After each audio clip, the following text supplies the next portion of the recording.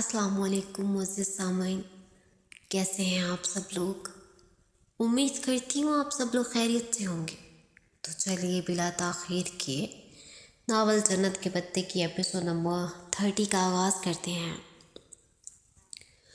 सुबह फज्र पढ़कर सोने की बजाय वो ऊपर आ गई। जान के कमरे के सामने से गुजरते हुए एक नज़र उसने बंद दरवाजे पे ज़रूर डाली थी। कुछ चीज़ें इंसान करने से इंसान खुद को कभी नहीं रोक पाता। छत पे हर तरफ लहलहाते कमरों की सरहद बनी थी।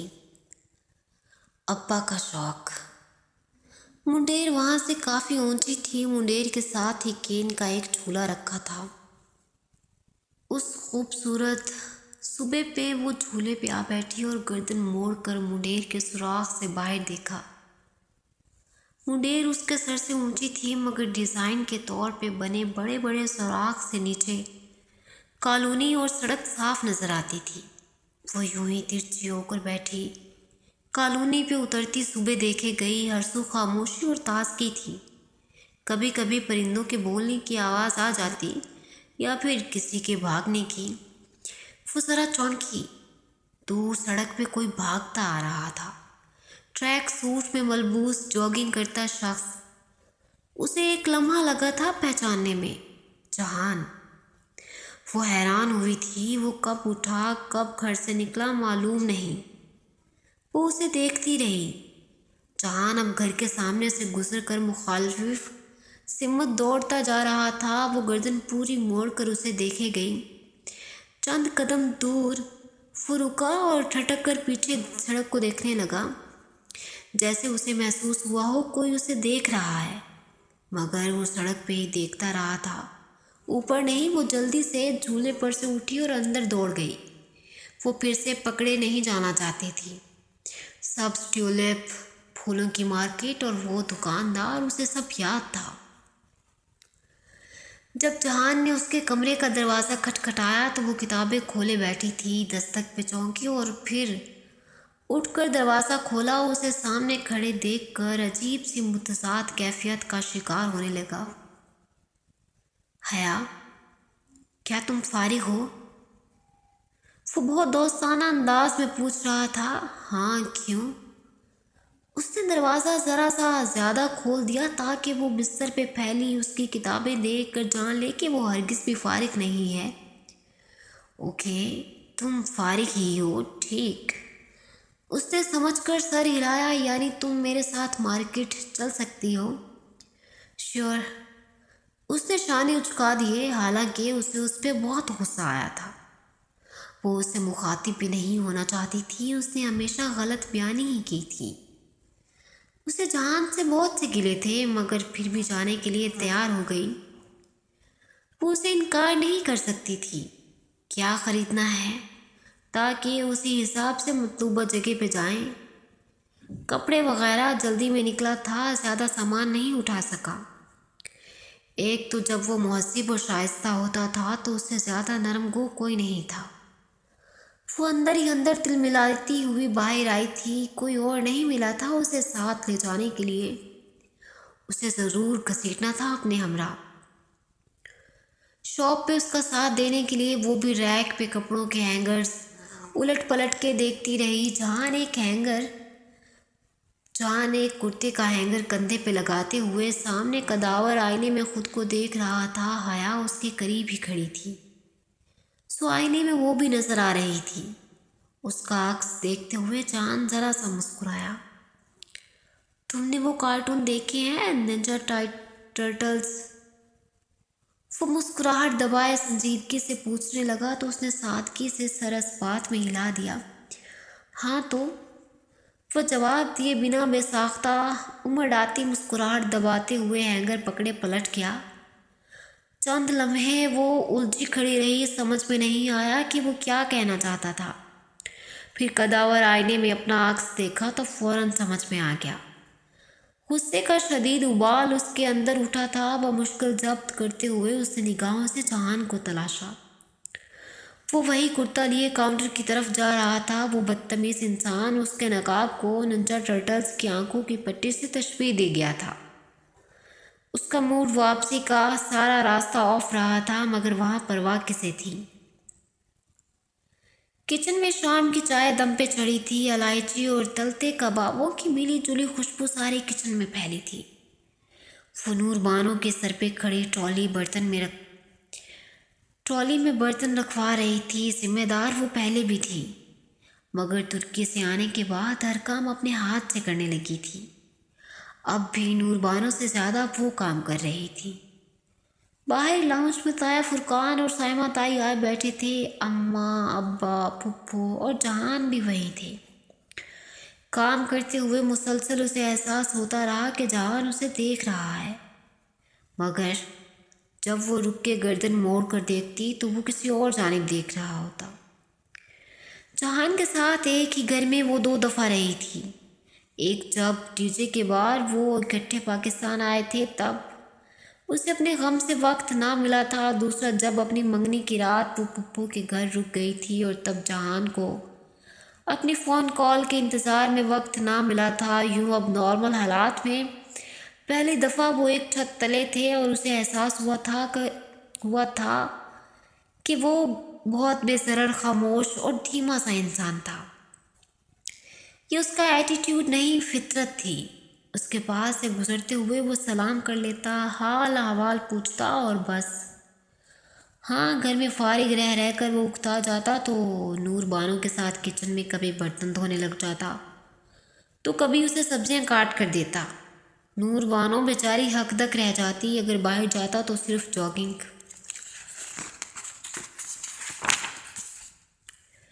اسے پہلی دفعہ معلوم ہوا تھا کہ وہ جاگنگ، واک، ورزش، ان چیزوں کا بہت خیال رکھتا تھا۔ پھر جب گھر میں بہت بور ہو گیا تو ایک دفعہ فاطمہ کے کہنے پہ حیا اسے باہر لے گئی، مگر وہ اتنا تنگ کر دینے والا تھا، یہاں سے مڑ جاؤ، وہاں لے جاؤ، نہیں اب پیچھے چلو، لیفٹ سے کیوں مڑ رہی ہو، رائٹ سے مڑو، کیونکہ رائٹ ہینڈ ڈرائیو کر رہی ہوں جان۔ اب اس نے اپنی گاڑی کی چابی جہان کو دے دی تھی، جہاں جانا ہے خود چلے جاؤ جیسے تاثرات کے ساتھ۔ اس کے پاس انٹرنیشنل لائسنس تھا، سو مسئلہ نہیں تھا۔ اب وہ کبھی کبھی باہر نکل جاتا اور گھر کے قریب اس نے جم بھی ڈھونڈ لیا تھا۔ جہان کے ساتھ رہنے میں ایک مسئلہ تھا، وہ اتنی خاموشی سے بنا چاپ پیدا کیے گھر میں داخل ہوتا کہ پتہ ہی نہ چلتا، اور وہ آپ کے پیچھے کھڑا ہوتا تھا۔ اب آتے جاتے چند ایک رسمی باتوں کے علاوہ ان کی بات نہ ہو پاتی۔ چاندی کے مجسمے یا تو چٹک چکے تھے یا پھر بالکل پتھر بن چکے تھے۔ آج بھی وہ اسے دیکھ رہا تھا، مگر وہ اسے پکڑ نہیں پائی تھی۔ وہ کچھ کہتا کیوں نہیں ہے، اسے الجھن ہوتی۔ وہ اسے بے اعتبار قرار دے کر چھوڑ آئی تھی، وہ گلہ کیوں نہیں کرتا، صفائی نہ دے مگر شکایت تو کرے، لیکن وہاں ازلی خاموشی چھائی تھی۔ وہ ٹرالی دھکیلتی لاؤنج میں لائی، دوپٹہ شانوں پہ پھیلا کر اس سے لمبے بالوں کو سمیٹ کے کندھے پہ آگے کو ڈالا ہوا تھا۔ واقعی دل تو نہیں کرتا، سکندر بھائی کو گئے ہفتہ بھی نہیں ہوا، مگر وہ لوگ سمجھتے ہی نہیں، جلدی مچائی ہوئی ہے۔ سائمہ تائی کہہ رہی تھی شاید ارم کی منگنی کا معاملہ تھا۔ حیا پنجوں کے بل کارپٹ پہ بیٹھی چائے کے کپ پرچ میں رکھ کر باری باری سب کو پکڑانے لگی۔ بھابھی، آپ فکر نہ کریں، جب ہمیں اعتراض نہیں ہے تو لوگوں کا کیا ہے، آپ اللہ توکل کر کے فنکشن کی تیاری شروع کریں۔ پھپھو بہت رسان سے واضح کر رہی تھی کہ انہیں کوئی اعتراض نہیں ہے، اصل میں اسد کے بھائی اور بھابھی باہر سے آئے ہوئے ہیں، ان کی موجودگی میں وہ فنکشن کرنا چاہتے ہیں۔ تھینکس۔ تایا نے مسکرا کر اس سے کپ پکڑا تو وہ واپس آئی اور آخری کپ جہان کی طرف بڑھایا۔ وہ جو غور سے اب تائی کی بات سن رہا تھا، ذرا سی نگاہ اٹھا کر اسے دیکھا اور کپ پکڑ لیا۔ وہ اسی اتوار کا کہہ رہے تھے، تو بھائی آپ ہاں کر دینا، مجھے خوشی ہوگی۔ اتوار کا فنکشن۔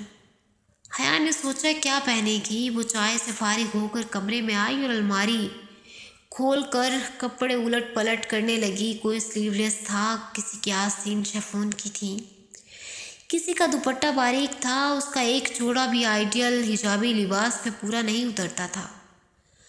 دوسری الماری کا لاک لگا تھا، اس سے چابی نکالنے کے لیے پرس میں ہاتھ ڈالا تو انگلیاں مخملی ڈبی سے ٹکرائیں، وہ مسکرا اٹھی۔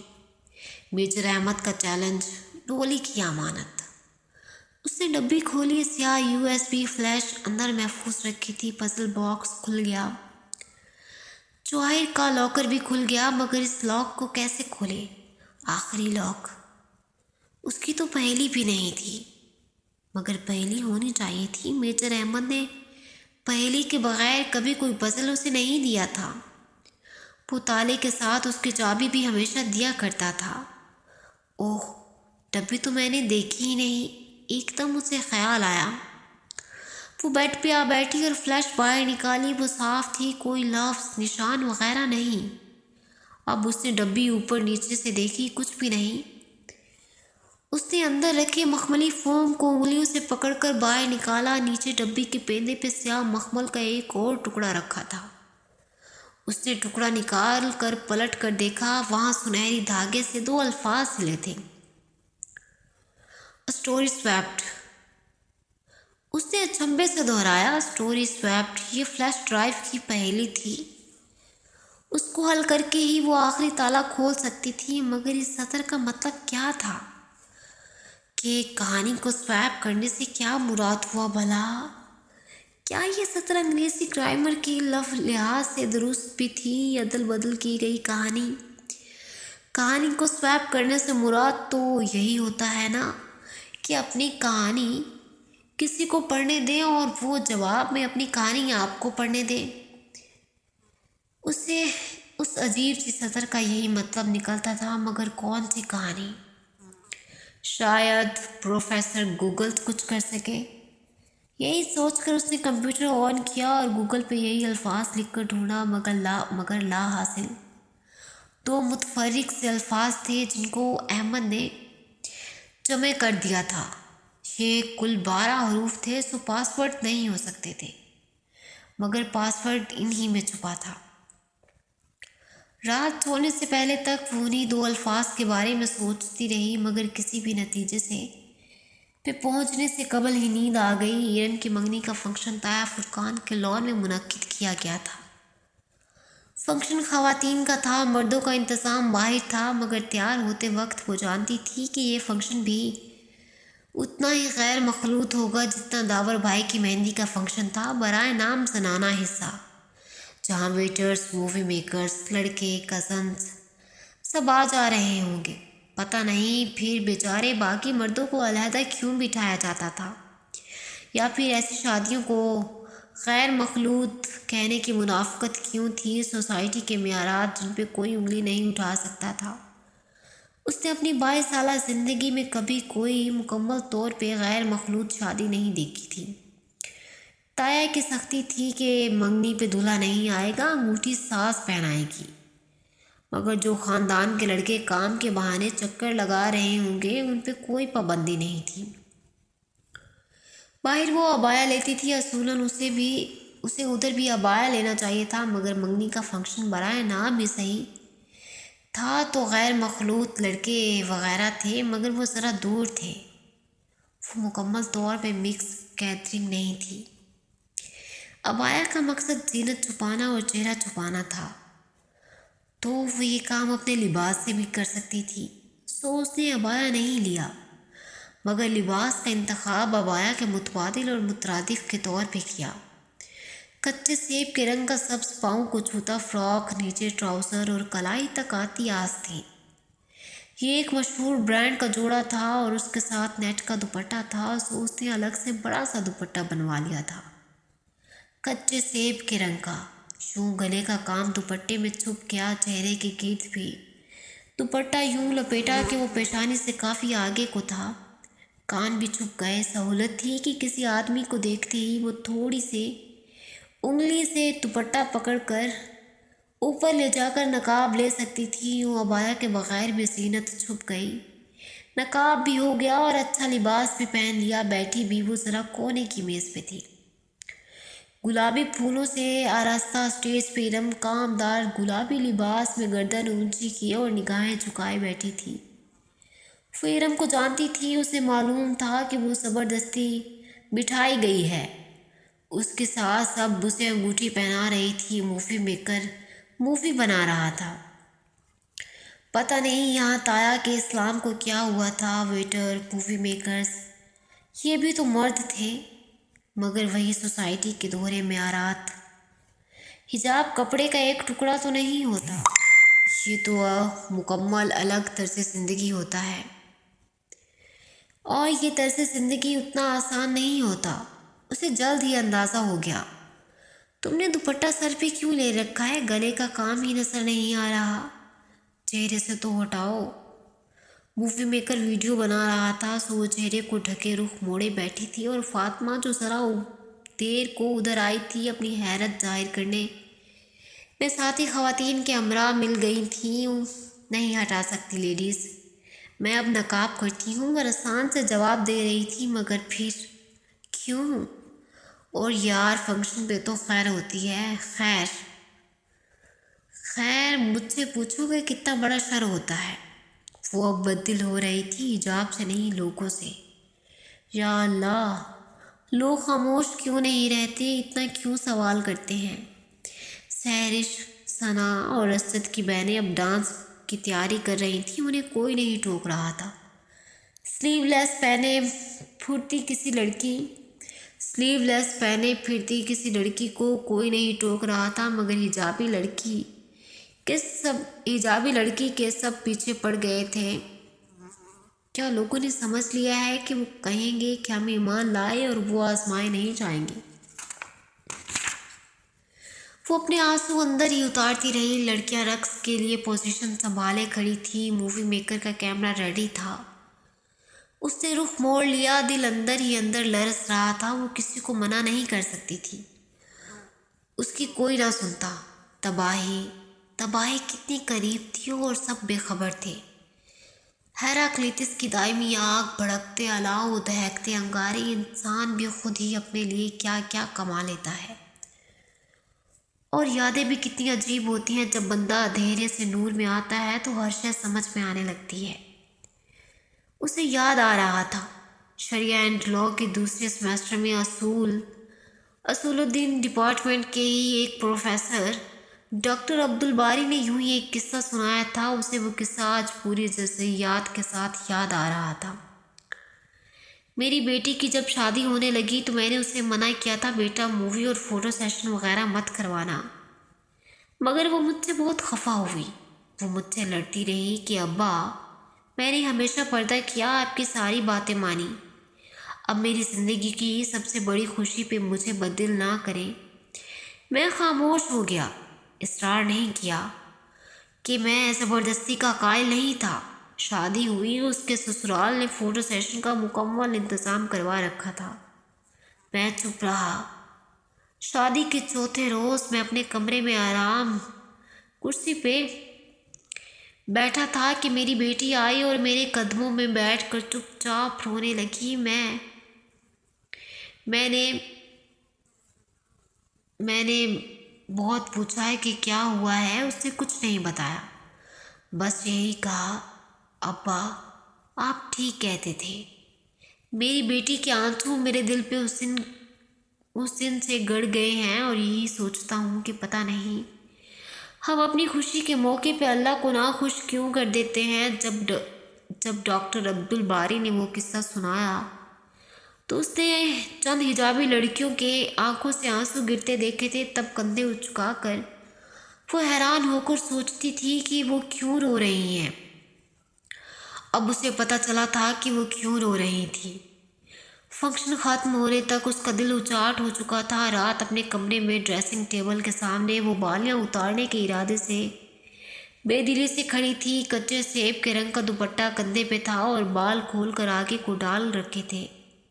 بہاریں بھی اس کی نقل میں گھنگریالی پونی آگے کو ڈال لیتی تھی۔ پتہ نہیں وہ بہنیں فون کیوں نہیں اٹھاتی اور میل کا جواب بھی نہیں دیتی۔ خیر 2 ہفتے ہی تو رہ گئے تھے، جا کر پوچھ لوں گی۔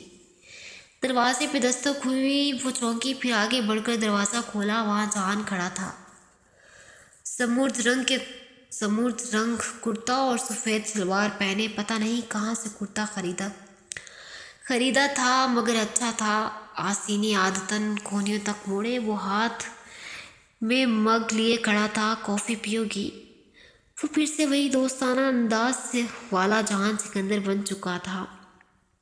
میں سونے سے پہلے کافی نہیں پیتی، کہہ دینے کے بعد اسے لہجے کی سرد میری کا احساس ہوا تو رکی، پھر زبردستی مسکرائی۔ ہاں، لیکن اگر استنبول کے بہترین شیف، مکینک اور کارپینٹر نے بنائی ہے تو ضرور پیوں گی۔ تم ایک لفظ کا اضافہ کرتے کرتے رہ گئی، کرمنل۔ وہ مسکرایا تو حیا کی مسکراہٹ غائب ہو گئی۔ کیا مجھے اس الفاظ کا اضافہ کرنا چاہیے؟ ہم اس بارے میں بات کر سکتے ہیں۔ 2 ہفتے بعد اسے بالآخر اس کے متعلق بات کرنے کا خیال آ ہی گیا۔ ٹھیک ہے، چھت پہ چلتے ہیں۔ اس نے کانوں سے بالیاں نہیں اتاری جن میں موتی پروئے تھے، جہان کے موتی۔ وہ سچ نہیں بولتا تھا، اس کے موتی کیسے نکل آئے؟ وہ ان 2 ہفتوں میں یہ سوچتی رہی تھی۔ نامحسوس طور پہ بھی وہ عبدالرحمن پاشا سے متفق تھی کہ وہ سچے موتی ہی تھے، مگر جہان کو تو یاد بھی نہیں ہوگا کہ یہ وہی موتی ہیں۔ چھت پہ اندھیرا تھا، دور نیچے کالونی کی بتیاں جل رہی تھیں۔ وہ دونوں منڈیری کے ساتھ لگے جھولے پہ آ بیٹھے۔ ہلکا ہلکا ہلتا جھولا ان کے بیٹھنے سے بالکل تھم گیا۔ حیا نے کافی کا مگ لبوں سے لگایا۔ اچھی بنی ہے، آخر استنبول کے بہترین شیف، مکینک، کارپینٹر نے بنائی ہے۔ اوہ، تم نے بھی کرمنل کا اضافہ نہیں کیا؟ کیونکہ میں کرمنل ہوں بھی نہیں۔ کیا تمہیں میرا اعتبار ہے؟ ہاں۔ اس نے سوچنے کا وقت بھی نہیں لیا۔ سامنے دیوار پہ ابا کے گملوں سے اوپر ان دونوں کے سائے گر رہے تھے، پودوں کی ٹہنیوں پہ اوپر وہ عجیب سی ہیئت بنا رہے تھے۔ ٹھیک ہے، پھر تم مجھے بتاؤ کہ تم اس شخص کو کیسے جانتی ہو جو اس روز میرے ساتھ تھا؟ عبدالرحمن پاشا، امت اللہ حبیب پاشا کا بیٹا۔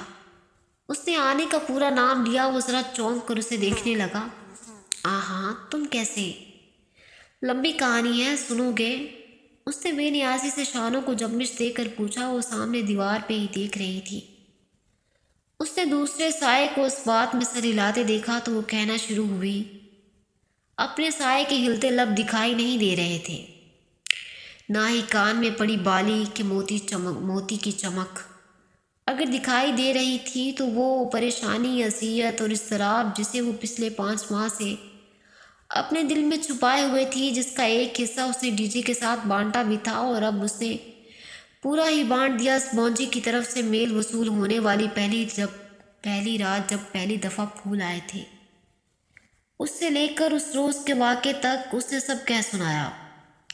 وہ بالکل خاموشی سے سنتا جا رہا تھا۔ اگر بولا تو صرف اس وقت جب اس نے استقلال جدیسی میں پاشا کے چہرے پہ کافی الٹنے کا واقعہ بتایا۔ اچھا، تم نے پاشا بے کے اوپر کافی الٹ دی؟ وہ جیسے بہت محسوس ہوا تھا۔ ہاں، تم اسے پاشا بے کیوں کہتے ہو؟ اسے سب پاشا بے کہتے ہیں، مسٹر پاشا۔ شوق ہے اس کو مسٹر کہلوانے کا۔ کافی کے مگ خالی ہو کر زمین پہ پڑے تھے، دیوار پہ سائے ویسے ہی چپکے تھے۔ ساری داستان سنتے رہے۔ پودے بھی متوجہ تھے۔ جب وہ خاموش ہوئی تو جیسے سوچتے ہوئے بولا، یعنی کہ اس نے تمہارے بارے میں معلومات حاصل کی مجھے بلیک میل کرنے کے لیے، مگر میں صرف ایک بات نہیں سمجھ سکا، اتنا سب کچھ ہوا اور تم نے کبھی اپنے پیرنٹس کو نہیں بتایا؟ کیوں؟ تم نے کسی سے مدد کیوں نہیں لی؟ میں کبھی بھی ان کو یہ سب نہیں بتا سکتی تھی جہان۔ اب تو معاملہ ختم ہو گیا، مگر جب یہ شروع ہوا تھا تو مجھے ترکی جانا تھا۔ اگر میں بتاتی تو وہ مجھ سے فون لے لیتے اور گھر سے نکلنے پہ پابندی لگا دیتے۔ ترکی تو جانے کا سوال ہی نہیں تھا۔ ویسے بھی میں جانتی تھی کہ جو میرے گھر کے اندر پھول رکھ سکتا ہے وہ میرے فون میں ٹریسر لگوا سکتا ہے، اس کے خلاف ابا بھی کچھ نہیں کر سکتے۔ اور ابا کو بتانے کا مطلب تھا کہ تایا فرقان کو بھی بتا دینا، یعنی پورے خاندان میں تماشا۔ ابا، تایا अब्बा को ना बताएं। और ये नहीं हो सकता, इतनी बहादुर तो मैं थी ही कि खुद अपने मसाइल हल कर सकती। सोच तो है। उसने सर हिलाकर एतराफ़ किया। क्या तुम वाकई जानना चाहती हो कि मैंने पाशा बे को कैसे जानता हूँ? देख लो, तुम ना भी बताओ, मैंने जान तब भी लेना है। तुम्हारे पास कोई दूसरा ऑप्शन नहीं है। अल्लाह अल्लाह, ये एतमाद। वो पहली दफ़े हंसा था। वो हौले से मुस्कुरा दी। असल में मैंने कुछ अर्सा होटल ग्रैंड पे काम किया है, इसलिए मैं उन सोकाल्ड भाइयों के करीब से जानता हूँ। ये सगे भाई नहीं हैं, ये माफिया भाई हैं, एक ही माफिया फैमिली का हिस्सा। मगर ये बात अदलार में कोई मेरे अलावा जानता है कि वो सगे भाई नहीं हैं, तो वो उम्मतुल्ला हबीब पाशा हैं। खैर, मेरा पाशा बे से कुछ मसला हो गया था और मैं इस्तकलाल स्ट्रीट पे आ गया। वो रेस्टोरेंट उसी का है और वो औरत जिसको मैं अपनी लैंड लेडी बताता हूँ वो उसको ही बेचता है और उसके साथ ही शेयर होल्डर्स रहे और वो उसके साथ ही शेयर होल्डर है। वो मुझे रेस्टोरेंट की किस्तों के लिए तंग नहीं करता। ये मैंने झूठ बोला था, सॉरी। मगर मेरे ज़िम्मे एक काम लगाया था जो मैं नहीं कर सका, जिसकी वजह से उस रोज़ हमारी तलख कलामी हुई थी। कौन सा काम? वो चौकी। वो अपनी फैमिली को बैरून मुल्क शिफ्ट करवाना चाहता था, इसलिए उसे इस मुल्क की जाली दस्तावेज़ात और नई शनाख्त चाहिए थी। मैं अपने एक दोस्त से उसके लिए वही बनवा रहा था। एंड थैंक्स टू यू, मैंने अब वो बनवा दिए हैं और उसकी फैमिली तुर्की से जा चुकी है। क्या? उसे झटका लगा। आयशा और बहारें चली गईं तो वो आयशा और बहारें सबको जानता था। हाँ मजीद मैं कुछ नहीं जानता, इसलिए उस मौजू को ख़त्म कर दो। और और वो उसका भाई, वो कहाँ चला गया? मैं नहीं जानता। वो अब कहाँ है? उसने शाने उचका दिए, वो जैसे उस मौजू से बचना चाहता था। फिर हया ने उसका साया उठ खड़ा हुआ देखा। फिर उस हया ने देखा उसका साया उठ खड़ा हुआ था। पौधों के ऊपर से होता पूरी दीवार पे फैल गया। उसने साए में उसका चेहरा तलाशने की कोशिश की मगर नाकाम रही। कितना सच था कितना झूठ, साए में सब गटमट हो चुका था। तुम क्या करते फिरते हो जहान? मुझे यकीन है तुम क्रिमिनल नहीं हो, मगर तुम ऐसे लोगों से ताल्लुक़ भी ना रखा करो प्लीज़। जो आपका हुक्म। साया मुस्कुराया था। वो बस तासुब से सर हिला कर रह गई। उसकी सारी कथा सुनकर भी वो अपनी दफ़े फिर बहुत कुछ छुपा गया था। वो आयशे बहारें वो कहाँ चली गई थी? वो दोनों आगे पीछे सीने उतरते नीचे आ रहे थे जब उसने अब्बा को लाउंज में खड़े अपनी जानी मतवज्जे पाया। जहान? वो सिर्फ जहान की तरफ मतवज्जे थे। जी मामू। वो पुरसुकून अंदाज में कदम उठाता सीढ़ियों से नीचे उनके सामने जा खड़ा हुआ। मुझे कुछ पूछना है तुमसे। वो बहुत संजीदा लग रहे थे। वो पहली सीढ़ी पर रेलिंग पे हाथ रखे खड़ी उनको देखने लगी। मैं सुन रहा हूँ। तुम रॉयल से इन टच हो ये मैं जानता हूँ, मगर क्या कोई ऐसी बात है जो तुम मुझे बताना चाहो जो कि मैं नहीं जानता? जहान ने लम्हे भर की खामोशी के बाद नफ़ी में सर हिलाया। नहीं, मैं इस मामले में नहीं पढ़ना चाहता। शानी के कोई बात है मामू, मैं दूसरे के मामले में मुदाखलत कभी नहीं करता, इसलिए खामोश रहूँगा। अलबत्ता आप अपने तौर पे किसी से भी पता करवा सकते हैं। पता करवा लिया था, तुमसे तस्दीक चाह रहा था। बहरहाल मुझे अपना जवाब मिल गया है, तुम आराम करो। उसका शाना थपथपा कर वो आगे बढ़ गई। उनके चेहरे की संजीदगी इस तरह पहले से बढ़ चुका था। जहान वापस सीढ़ियाँ चढ़कर ऊपर आया। उसका कमरा ऊपर था, वो अभी तक वहीं खड़ी थी। क्या हुआ? जवाबन जहान ने ज़रा शाने उचकाए। तुम्हें पता चल जाएगा, अब ज़हन पे जोर मत दो, सो जाओ। वो अपने कमरे की तरफ बढ़ गया। साया गायब हो गया, रोशनी आया थी। वो उलझी हुई वापस कमरे में आई। जहान सिकंदर के साथ रहने का मतलब था इंसान बहुत से राजों के साथ रहे और फिर सब्र से उनके खुलने का इंतज़ार करे। वो तमाम सोचों को ज़हन से झटक कर आयशे को ईमेल करने लगी। जहान ने ठीक कहा था, उसे पता चल जाएगा, मगर हया को अंदाज़ा नहीं था कि उसे इतनी जल्दी पता चल जाएगा। उसी रात वो अभी कच्ची नींद में ही थी कि सबीन पुप्पो ने परेशानी के आलम में उसे झंझोड़ा। हया, जल्दी उठो। वो हड़बड़ा कर उठ बैठी। समझ ही नहीं आया कि क्या हो रहा है। तुम्हारे अब्बा को हार्ट अटैक हुआ है, चलो अस्पताल चलो।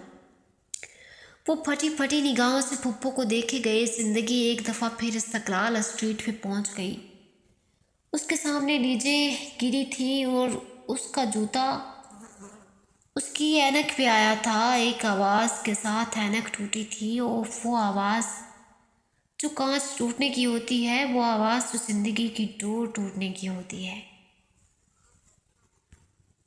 सुलेमान साहब को शदीद किस्म का दिल का दौरा पड़ा था। वो सीसीयू में थे और उनकी हालत ठीक नहीं थी। बाकी सब कहाँ थे उसे कुछ नहीं पता था। वो तो बस दोनों हाथों में सर थामे बेंच पे बैठी रोए जा रही थी। कॉरिडोर में कौन आ जा रहा था उसे होश ना था।